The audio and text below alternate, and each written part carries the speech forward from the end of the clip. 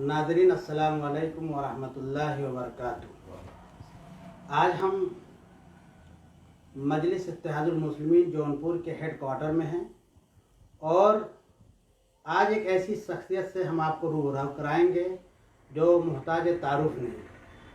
और आज ये न्यूज़ एक ऐसे प्रोग्राम की तरफ कदम बढ़ा रहा है जो जौनपुर में सोशल मीडिया के ज़रिए से धूम मचाया हुआ है। दरअसल अगले 12 तारीख को आल इंडिया मजलिस इत्तेहादुल मुस्लिमीन के कौमी सदर जनाब असदुद्दीन ओवैसी साहब शिराज हिंद तशरीफ़ ला रहे हैं। इस ताल्लुक़ से हम UN न्यूज़ जौनपुर सदर इमरान बंटी के यहाँ पहुँचा है और उनसे उसके ताल्लुक़ से कुछ सवाल व जवाब करेगा। और नाज़रीन, आपको भी इजाज़त है कि अगर आप अपने कायदे मिल्लत असदुद्दीन ओवैसी साहब के ताल्लुक़ से या जौनपुर के ग्राम पंचायत के ताल्लुक़ से या किसी भी तरीके का अगर कोई सवाल आप इमरान बंटी साहब से पूछना चाहते हैं तो पूछ सकते हैं। आइए हम इमरान बंटी साहब से अपने सवालात का सिलसिला शुरू करते हैं। इमरान बंटी साहब, आपका UN न्यूज़ में पहले स्वागत है। बहुत बहुत शुक्रिया, बहुत बहुत शुक्रिया।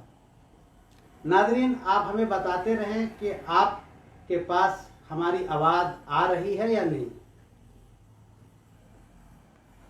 इमरान बंटी साहब, सबसे पहला सवाल ये है कि आपकी पार्टी मजलिस इत्तेहादुल मुस्लिमीन के कौमी सदर की ये खबर उनके सिलसिले में है कि सिराज हिंद जौनपुर में 12 जनवरी को तशरीफ़ ला रहे हैं, जिसको सोशल मीडिया के ज़रिए ज़िला क्या रियासत भर में ये बात पहुंच चुकी है कि मजलिस इत्तेहादुल मुस्लिमीन के कौमी सदर जनाब असदुद्दीन ओवैसी साहब जौनपुर ज़िला में आ रहे हैं। ये कहाँ तक आप इसको कन्विंस कर रहे हैं?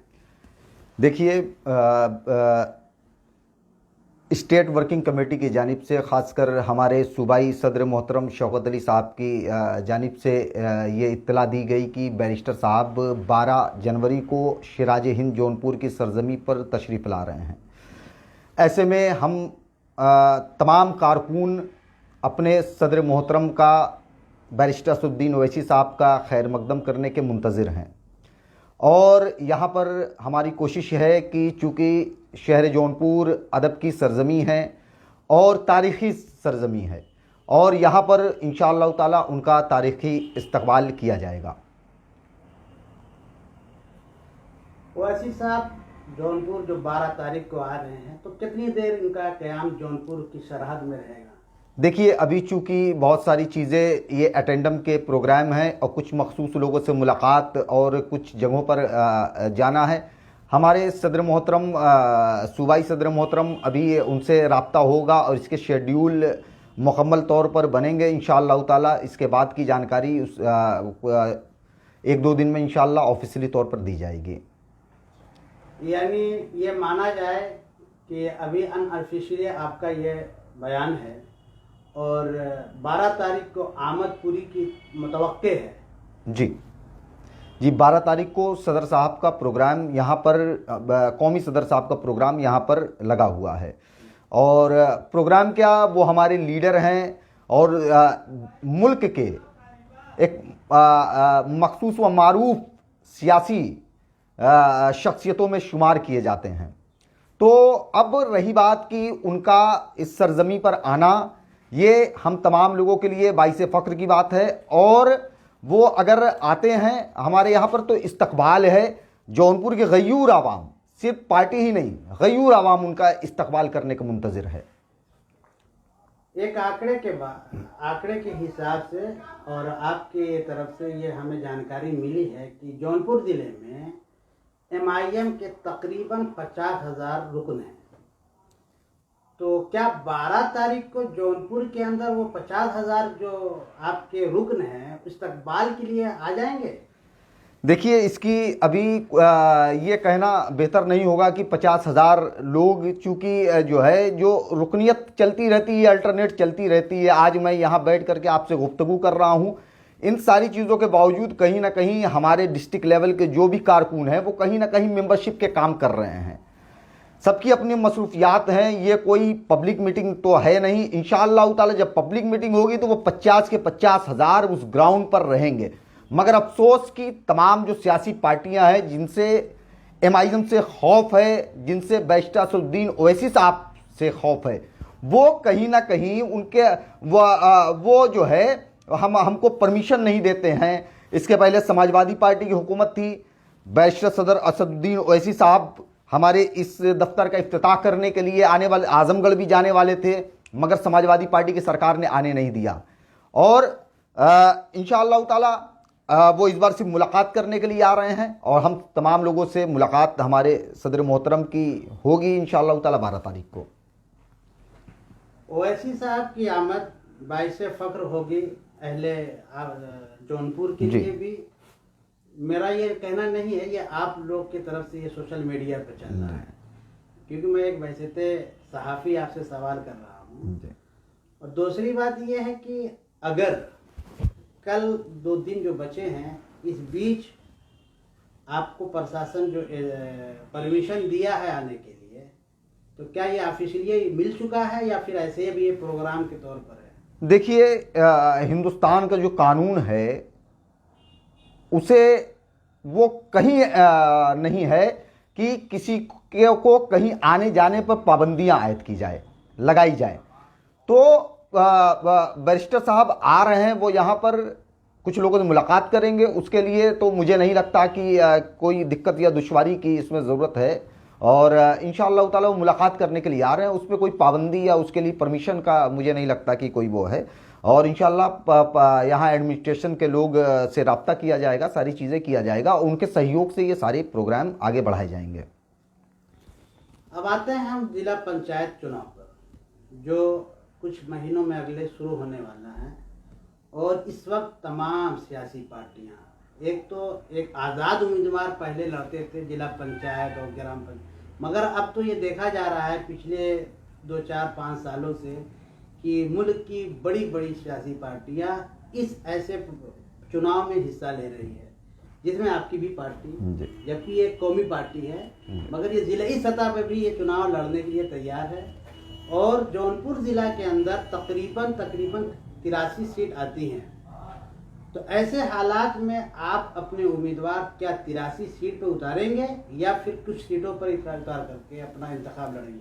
AIMIM पूरे उत्तर प्रदेश में, जैसा कि हमारे सूबाई सदर मोहतरम ने कहा है कि पूरे उत्तर प्रदेश की सभी सीटों पर लड़ा जाएगा। और हमारे सूबाई सदर का मानना है कि ये हमारा सेमीफाइनल है और इसमें हम कामयाबी मुकम्मल तौर पर हम हासिल करने के लिए जद्दोजहद करेंगे, मेहनत करेंगे, पूरी ताकत लगाएंगे। अब रही बात कि आप देखिएगा इधर दरमियान में कि जौनपुर को इतने बड़े ज़िले में अगर जिला पंचायत में मुस्लिम कम्युनिटी की नुमाइंदगी की बात की जाए तो वो एकदम नथिंग है। सिर्फ किराकत या मुफ्तीगंज ब्लॉक से एक मुस्लिम उम्मीदवार इसके पहले 2015 के इलेक्शन में कामयाब हुए थे।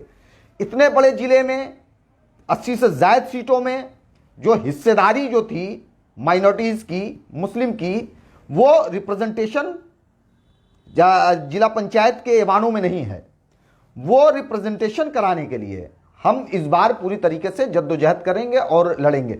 और इसी के साथ साथ MIM जो है वो सभी मज़हब व मिल्लत के लोगों को जो उनका हिस्सा है वो हिस्सा उनको देने की कोशिश करेगी, उनको उम्मीदवार बनाएगी, चाहे वो किसी भी धर्म और मज़हब से ताल्लुक़ रखते हों। बंटी साहब, आप ये बताएं कि जौनपुर ज़िला की कुछ ऐसी सीटें हैं जो माइनॉरिटी की मानी जाती हैं, जिसमें ज़िला के स्तर पर जौनपुर विधानसभा की जो माइनॉरिटी की सीट, ये जौनपुर सदर मानी जाती है। ऐसे ही ज़िला पंचायत में बहुत सी सीटें हैं जो ज़िला माइनॉरिटी की मानी जाती हैं। वहाँ पर आपके उम्मीदवार जैसे 10 number seat, ward number 10, ward number 7 और उसके बाद 8, इस तरह की जो सीटें हैं ये माइनॉरिटी ही की तकरीबन मानी जा रही है। तो इन सीटों पर अगर माइनॉरिटी से एक उलमा काउंसिल का भी आदमी खड़ा हो जाए और आपकी पार्टी से भी खड़ा हो जाए और पीस पार्टी से भी खड़ा हो जाए।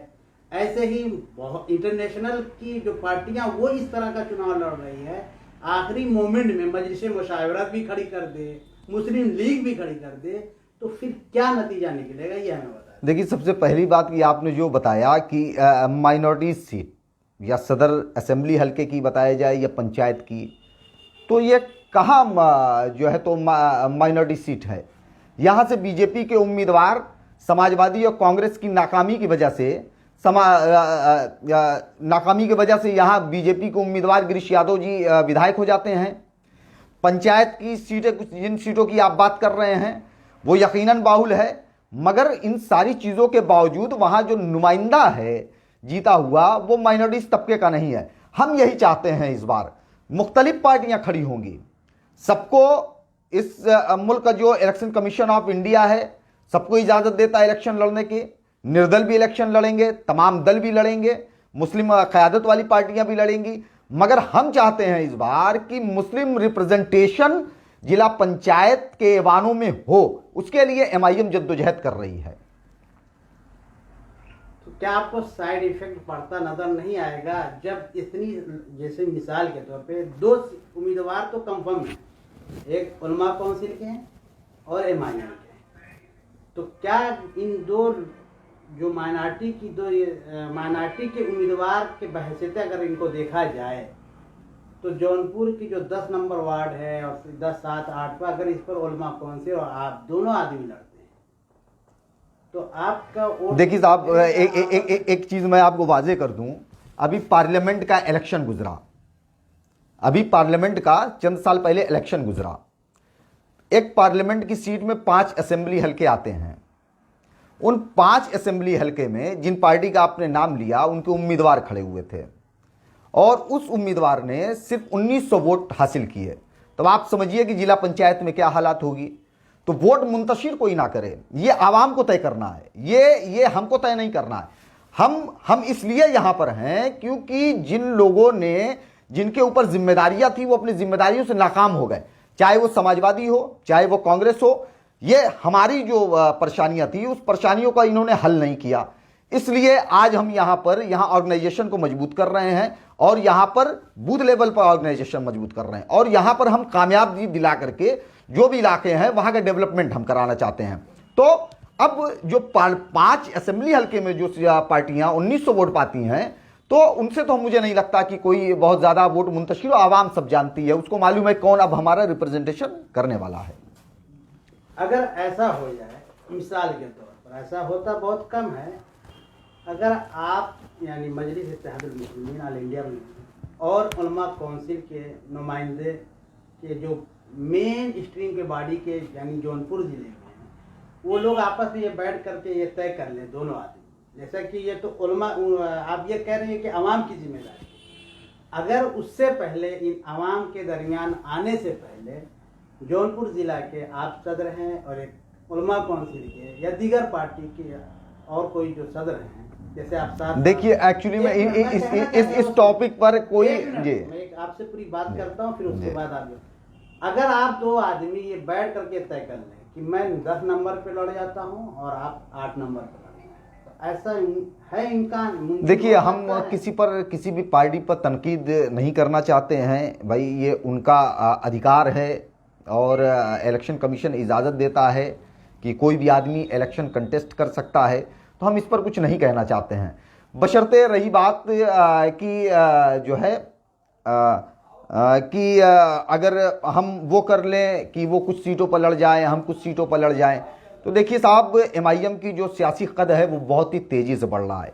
आवाम के अंदर कहीं ना कहीं बहुत ही एतमाद पैदा हो चुका है और इसी पंचायत को लेकर के नहीं बल्कि पूरे मुल्क की सियासत में बैरिस्टर साहब एक उभरते हुए सितारे की तौर पर पहचाने जा रहे हैं और लोगों में ये भरोसा मिल रहा है, चाहे वो मुल्क का कोई भी खित्ता हो, कि नहीं, अब अगर कोई जद्दोजहद कर रहा है तो वो हमारे मसले मसाइल को लेकर के या मुल्क के मसले मसाइल को लेकर के, तो वो एमआईएम इस वक्त कर रही है। बहुत सारे मुल्क के ऐसे इश्यूज आए जहां पर जो अपोजिशन की पार्टियां, खासकर कांग्रेस को उसमें उसके रद्द अमल आने चाहिए थे, उस पर लड़ाइयाँ लड़नी चाहिए थी, वो सारी चीज़ें MIM ने लड़ी अपोजिशन की भूमिका में आकर के। मैं जो पूछ रहा हूँ वो मैं पूछ रहा हूँ जी कि ये अगर दोनों पार्टियों के जो जिम्मेदार हैं बहसीत जौनपुर के अंदर, अगर ये लोग बैठ करके दोनों आदमी बैठ कर ये बात करें कि आप इस सीट पर लड़ जाइए, हम उस सीट पर लड़ जाए, तो क्या ये बेहतर नहीं होगा?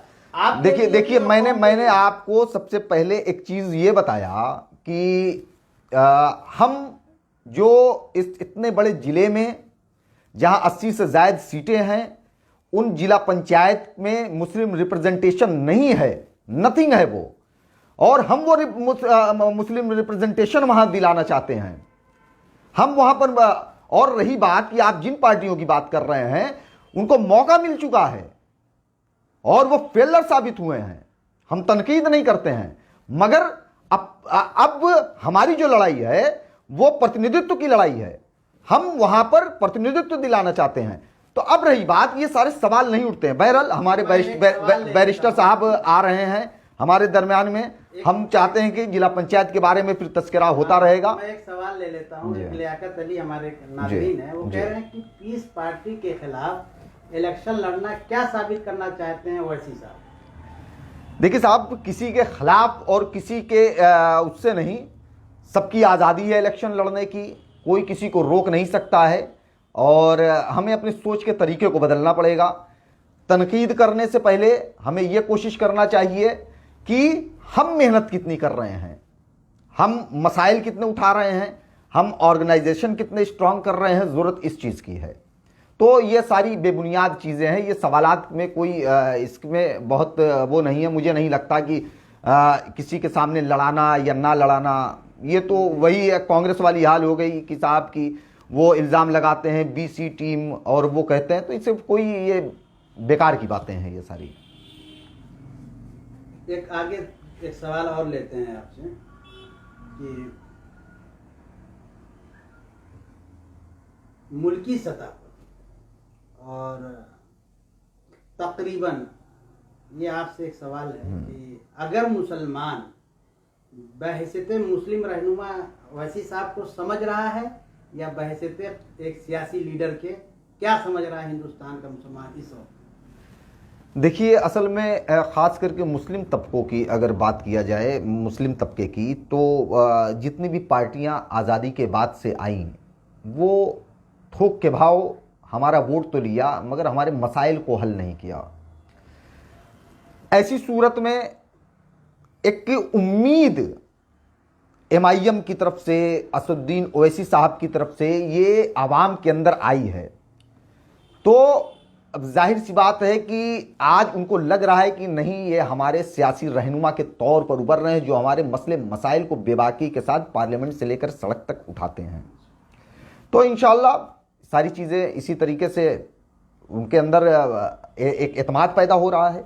क्लियर ये कह रहा है, मैं जो पूछा ये कि बहैसियत सियासी रहनुमा उनको समझ रहे हैं तो या बहैसियत मज़हबी रहनुमा समझ रहे हैं? क्या समझना चाहिए? जैसे आप या हम या कोई और, फिलहाल ओवैसी साहब को जो बहुत बड़ा तबका ऐसा है जो ये समझ रहा है कि ये सियासी रहनुमा के बजाय ये दोनों यानी मजहबी रहनुमा भी समझ बैठ रहा है, तो क्या ये सही कर रहा है या गलत कर रहा है? ये नहीं, देखिए, बैरिस्टर असदुद्दीन ओवैसी साहब जो हमारी नज़र में वो हमारे सियासी कायदीन हैं, और अगर आप देखिएगा तो जो हमारे मजहबी रहनुमा हैं, हमारे सदर मोहतरम बैरिस्टर असदुद्दीन ओवैसी साहब उनकी बड़ी ही कदर करते हैं और बहुत ही अदब व एहतराम के साथ मुलाकात करते हैं। जब भी हमने कई जगहों पर इस तरीके की सारी चीज़ें देखी गई, तो एक जो हमारे मजहबी रहनुमा है तो वो उनकी कदर हमारे सदर मोहतरम, तो जाहिर सी बात है कि हमारी नज़र में तो वो एक हमारे सियासी कायदीन हैं, और मुझे लगता है कि हमें उसी नज़र से देखना चाहिए। खालिद जौनपुरी साहब एक हैं जी, आप जी, पार्टी से जी हैं, वो भी इस प्रोग्राम को देख रहे हैं जी, तो उनको भी आप सलाम हमारी तरफ से उनको भी जी, अस्सलाम वालेकुम साहब। तीसरा आगे एक सवाल और लेते हैं आपसे कि ओवैसी साहब के ताल्लुक से ये बात तो अव्वल दिन से लोग कह रहे हैं कि B टीम है, किसकी? BJP। और जबकि उसका वो 12 जवाब दे देते हैं। जी। अब सवाल ये है यहाँ पर कि जैसे कहीं धुआं उठता है तो ये दिखेगा तो ये पता चलेगा कि वहाँ कोई ना कोई आग है। जैसे लोग कहते हैं कुछ ना तो है तभी तो ऐसा उसको कहा जाता है। ये एक कॉमन बात है। क्या इस ताल्लुक से ओवैसी साहब के बारे में जो ये कहा जाता है वो बी की टीम है जी, आप इसको इस सवाल को कैसे ले रहे हैं? देखिए साहब, ए फॉर AIMIM होता है, ए फॉर असदुद्दीन ओवैसी होता है, तो हम बी कहाँ से हुए? अब बी कौन है? इस मुल्क के अंदर RSS चीफ के तौर पर काम कर रही है। उसकी जो RSS की जो बी टीम है वो है बी फॉर BJP। उसकी जो सी टीम है सी फॉर कांग्रेस। तो RSS की बी और सी टीम जो है वो BJP और कांग्रेस है। ठीक है साहब। अच्छा, इल्जाम हमारे ऊपर कौन लगाता है? कांग्रेस के लोग लगाते हैं। कांग्रेस के विधायक लड़ते हैं इलेक्शन कांग्रेस के बैनर पर, जीतते हैं, जीतने के बाद BJP में चले जाते हैं। तो कहने का मतलब यह है कि बी टीम सी टीम कौन हुआ साहब? और दूसरी चीज कि ये हमारे ऊपर सिर्फ इल्जाम नहीं है साहब, ये सिर्फ हमारे ऊपर इल्जाम नहीं है। आजादी के बाद से लेकर के आज तक जो भी पार्टियां कांग्रेस के खिलाफ खड़ी हुई उनको BJP का एजेंट बताया गया। यहां तक कि माननीय काशीराम जी भी वो भी आए थे, उनको भी बताया गया। तो इस तरीके से वो सबको बताते हैं। वो जो है वो सबको बताते हैं। अब आप देखिए कि जो है तो क्या हालात है, जो हमको बी टीम बताते, जो हमारे प्रतिनिधित्व तो नहीं देते हैं, वहां पर तमाम लीडरों की क्या हालात हैं। गुलाम नबी आज़ाद साहब को आज आप देखिए, उनको जब तक वो गुलाम थे तब तक तो कांग्रेस की तरफ थे, उन्होंने थोड़ा सा तलखी वो किया, उनको आज़ाद कर दिया।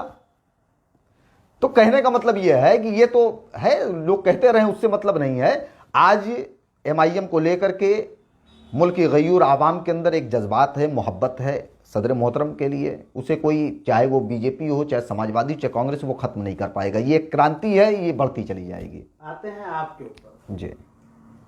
आप अपना सियासी कैरियर जो मुझे मालूम है वो उलमा काउंसिल से ही जिले के अंदर शुरू किया जी।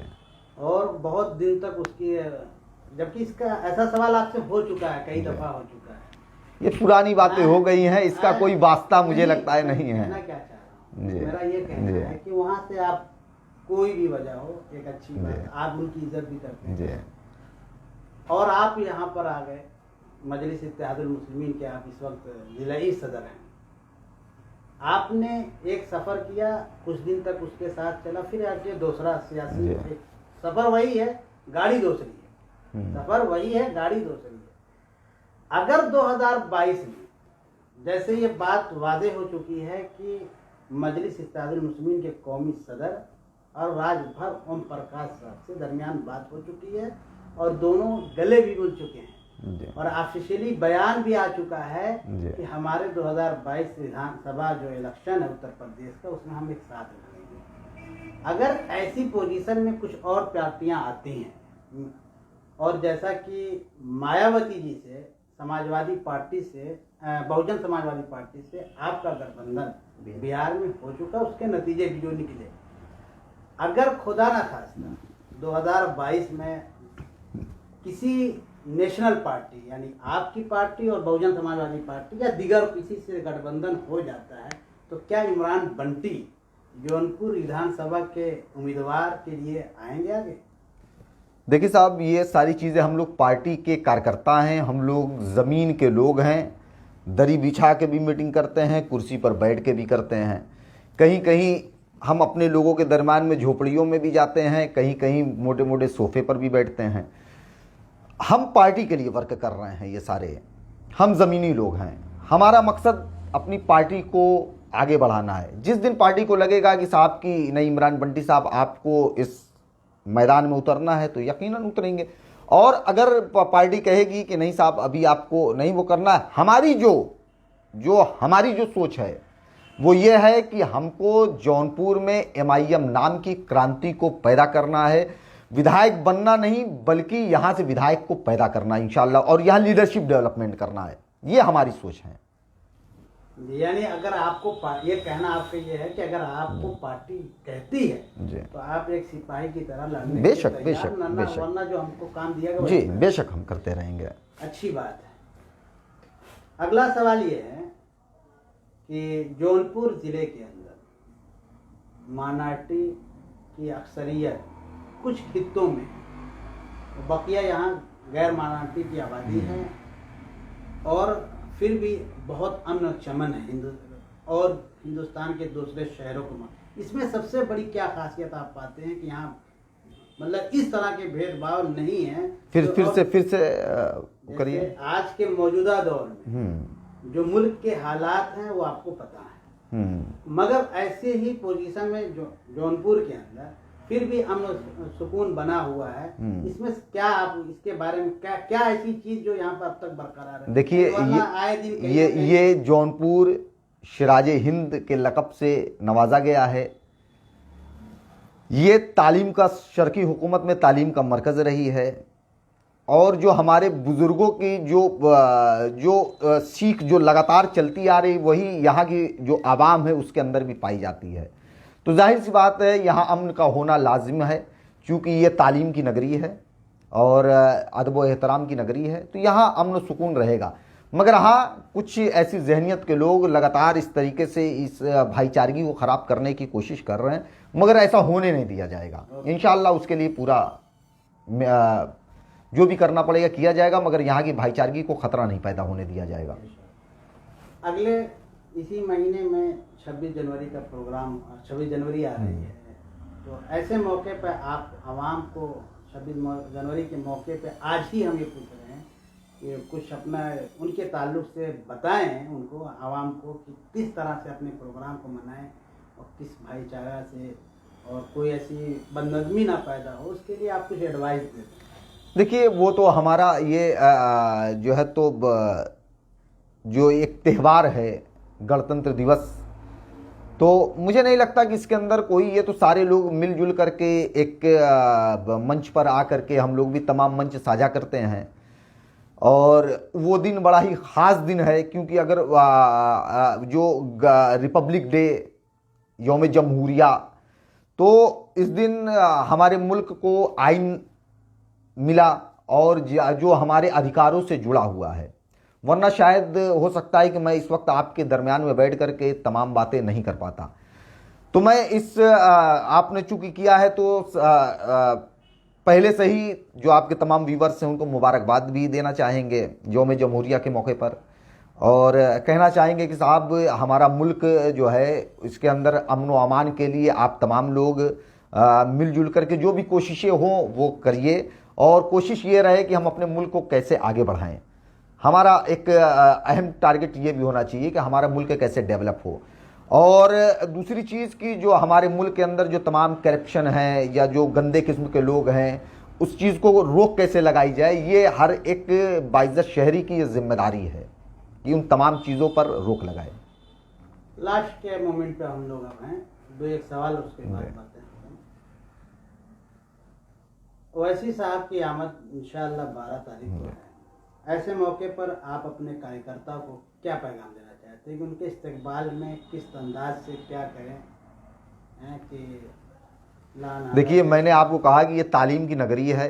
मैं ख़ास करके जौनपुर की जो भी गयूर आवाम हैं उनसे बहुत ही मुअज़्ज़बाना तौर पर यह कहना चाहूँगा कि हम अपने कायद मोहतरम जो 12 तारीख को आ रहे हैं उनका इस तरीके से इस्तकबाल करें, हम भीड़ भाड़ हमारी वजह से किसी दूसरे को दिक्कत परेशानी ना हो, उनको आने जाने में कोई दुश्वारियाँ ना हो, और जब बैरिस्टर साहब यहाँ से जाएं जब, तो ये उनके जहन में ये हो कि हाँ वाकई में जो है ये हम सिराजे हिंद की सरजमी से हो करके आए हैं। ये हमको अपनी बात के ज़रिए से ये पैगाम आपके व्यूवर्स को मैं और जौनपुर के लोगों को देना चाहूँगा कि मुअज़्ज़बाना अंदाज़ होना चाहिए अदब व एहतराम से, और बहुत ही बड़ी शख्सियत हमारे बीच, ये हम तमाम लोगों के लिए बाइस फ़ख्र की बात है, और अगर उनके कदम जौनपुर में रहेंगे पड़ेंगे तो इंशाअल्लाह वही हमारे लिए बहुत बड़ी बात है। और जो हमारे रुकन हैं, अगर आप पार्टी के कार्यकर्ता हैं तो इंशाअल्लाह वो भी मौका मिलेगा जब बैरिस्टर साहब से आप बैठ करके भी बात करेंगे। मगर जो है हमको मुसलसल काम करते रहना है, मुलाकातें तमाम होती रहेंगी, इसलिए बदमज़गी कोई ना फैलाए कि नहीं साहब हम, एक तो आजकल मोबाइल का दौर है, हर शख्स सेल्फी के लिए परेशान रहता है। ऐसा कुछ ना करें कि जिससे कि उनको हमारे सदर मोहतरम की नाराज़गी का हम लोगों को सामना करना पड़े और उनको दिक्कत और परेशानी आए, दुश्वारियाँ आएँ, और एकदम बहुत ही अदब व एहतराम से उनसे जो है उनका इस्तकबाल किया जाए।